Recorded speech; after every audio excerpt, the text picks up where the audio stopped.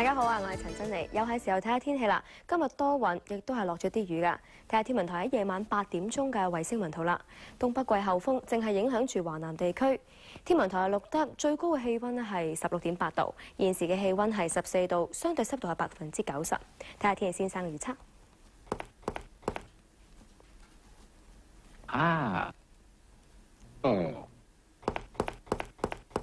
預測係大致多雲，晚間嘅天氣咧都幾涼㗎，有一兩陣嘅微雨。市區最低氣温大約喺13度，新界再低翻1-2度。聽日短暫時間係有陽光，最高氣温大約係17度，吹和緩嘅東至東北風，離岸風勢間中清勁。展望之後2-3日氣温逐步回升，天氣就濕翻少少。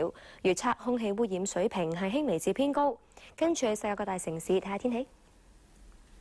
內地嘅大部分地區咧氣温上升翻啦，南方雨水少咗，明顯係暖翻嘅。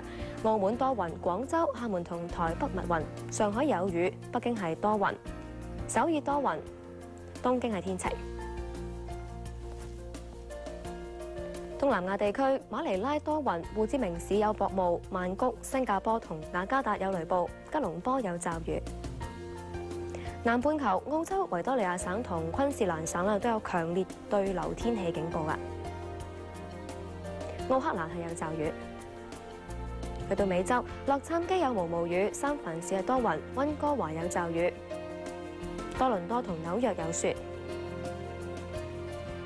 歐洲嘅大風雪令到流經歐洲9個國家嘅多瑙河多處冰封，影響咗航運。倫敦有毛毛雨，阿姆斯特丹就係密雲。天氣講到呢度啦，拜拜。